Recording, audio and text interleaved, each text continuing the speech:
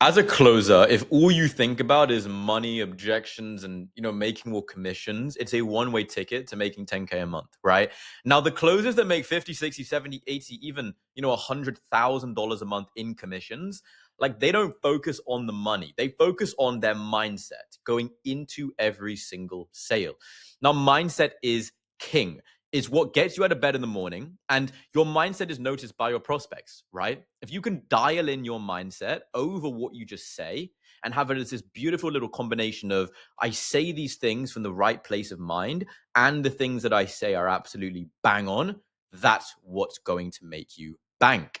This exact system and this exact focus on my mindset is what has allowed me to close 4K deals, 8K deals, and even $6,000 deals upfront in one call.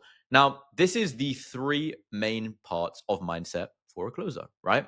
You have your pre-call routine. Now, this was personally given to me by Christian Polk, an amazing salesperson. And after implementing it, I just went crazy, right? Limiting beliefs. Now, believe it or not, your prospects have limiting beliefs, but so do you as a salesperson. A limiting belief, by the way, is just something in their mind which is reinforced by behaviors, experiences, and emotion. And for you guys, like let's say you jump on a sales call and the guy tells you this product is so expensive, I'd never ever pay for this. That might, cause you a limiting belief in your mind. You're like, I can't sell high ticket. Whereas it's not true, right? Because I closed a $6,000 deal in one go. I closed an $8,000 deal in one go, right? It's a limiting belief, and you have to get over that, right? And then the third thing is just general conduct, how you act as an entrepreneur. Because at the end of the day, like as a salesperson, you're not just a salesperson; you're an entrepreneur. You are making money for yourself, working almost for yourself. So now, with your pre-call routine, the first thing is object anchoring. Now, this is actually just associating an object with your desired state, right? Now, when everyone goes into a sales call, you dial in, right? You sit there, in your mind, I'm going to close this deal, and you feel fucking great. Now, the way that you can kind of associate an object with this state is by not using that object for anything else. Now, this could be a hat that you wear, a hat that you keep on your desk. And whenever you get a sales call, you put it on and, this is my closing hat. And whenever I put this hat on, I am the best closer on the planet. The other thing as well is that you need to constantly believe you're the best closer, that you love objection handling, that objections are easy to overcome, that you close every single deal, that your prospects show up and are excited to work with you, every single one, right? Always keep that in mind. Never have doubts on those five, because that is the one-way trip just to fucking, failing. The other thing as well is like maybe if you take notes, or, if you write your, feelings before your sales call, a notebook as well. You can have a notebook on your desk, and like when I open this notebook to write stuff down, or maybe there's a pen with the notebook. When I hold the pen on my sales calls, it's because I'm in selling mode and I'm going to help my prospect to get over their issues, but only when I hold this pen. And this pen is what helps me get there, right? Super powerful. Now, the other thing is emotional prep. Again, this is kind of what I was talking about. You need to get onto your sales call with the mindset of, I am, so excited to help this prospect.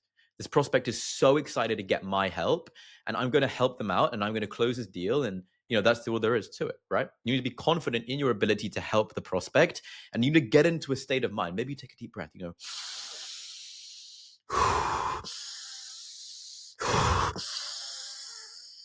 okay, I'm ready. I'm going to help them get over their objections. Wherever they throw at me, it's just their mind stopping them from getting to why they want to get on the call. Because at the end of the day, like they got on the call for a reason. It's to help them get somewhere, right? And if an objection comes up, it's just the mind stopping them. And it's my job now that I'm in this, meditative state to help my prospect get to where they want to go. Now, the second thing is limiting beliefs. Now, limiting beliefs are super duper powerful. I'm not even going to talk about selling high ticket, because most of the time, like, it's like that's just so easy. It's like you sell the price, you get better, and then eventually you will be closing the deals. One of them is that you need to close. Now, this is probably the worst thing ever, because the prospects can tell. A prospect can tell that you need to close. They can tell you just want their money. Honestly, they can. And you can't let them know that. Even if you really do want the money, like it needs to come from a place of detachment, first of all, because if they don't close and you do everything right, it's just on them, right? It's like they physically will not change. Some people won't change, by the way.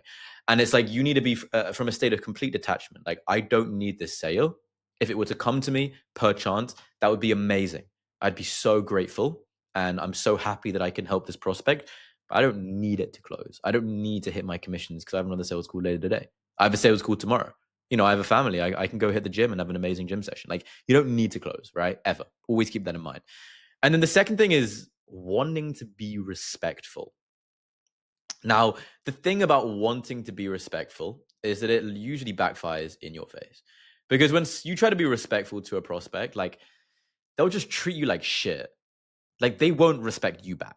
That's the thing. They'll just think, oh, this is some salesperson trying to play to my ego, make me feel good. They don't like that shit. You got to be upfront with them. You got to tell them, like, brother, like, that wasn't what I asked. I'm here trying to help you, man. Like, I want to have a productive conversation. But if you just ask me for the price in the first 5 seconds of the call, like, I don't think I can help you out. You need to be authoritative, because authoritative will be the thing that demands respect. And over you showing that you're respectful to them, that's not what's important. You need their respect, right? Have you ever had somebody who comes up to you and they just tell you everything that you want, and they're super respectful, they're super kind, they call you sir, thank you, please? Like, you don't respect them. You know that they respect you, but do you respect them? Not really. And that's not what you want. It's about the prospect respecting you. And to be respected, you need to be an authoritative figure that's a trusted expert. So you speak with expertise, you get straight into it, right? You don't ask them, how's your day going, man? I hope everything's well. How are you feeling? Like, you just get in straight into it, man. It's like, cool, man. How can I help? We only got an hour here, man. How can I help? And then you just get right into it. And that's what builds your frame as a trusted authority. Now, general conduct is a funny one. And this is something which most people don't think. But it's like, if you wake up in the morning and jerk off, like, eat McDonald's and the bread, get up and then get on a sales call, like, your energy is going to stink, man. Like, you need to just lock in. And this is general life advice. But if you want to hit $30,000 a month in profit, as anyone, right, you can't be living life like a bum. You need to wake up, do your mindfulness, know that this day is going to crush. Go have a healthy breakfast, maybe not a lot of carbs. It's going to fill you with energy.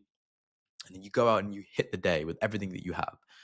You got to stop giving into lust and giving into sin, because the dopamine is going to demotivate you as well. It's like, if your only dopamine is closing a deal, that's going to be the dopamine that you chase. And you won't, like, give up until you actually get that dopamine, right? It's like, if your dopamine is, I'm going to close a deal today, and then I don't do anything else until I close that deal, that's going to be the thing which gets you out of bed in the morning. But if you jerk off and, have a fun time in bed in the morning, you're not going to really care about getting dopamine later on in the day. Start how you want to finish, right? And then the last thing is motivation, right? It's like, why are you even selling? What's the reason that you're actually putting in the hours to actually, get better as a high ticket closer? Like, what's really behind it, man? And this is something which I always take in consideration. Like, when someone's motivated to do something, whether it be pay you on the sales call or even just get up in the morning to go close deals, the pain of running away from something is twice as much as the pain of running towards a goal. In your life, though, you should have both. You need to understand, what am I chasing? But then also, what am I running away from? Whether it be 9 to 5, whether it be going to uni and, getting churned out like the rest of the population, not being able to get a job, the whole cycle, right? Like, how badly do you not want that to happen? How strongly are you trying to run away from that? And if you know in your heart, like, this is how I feel about X, Y, and Z, like, that will not be an issue for you. You will be able to run away from that thing and run towards your goal and stay motivated. Now, this is super duper simple. And it's just the way that you approach sales will determine your results. If you see this as, yeah, I'm going to go and get some money and I'm going to collect some cash, it's super easy. As long as, like, maybe I can give them a downsell, and, like, nah, bro.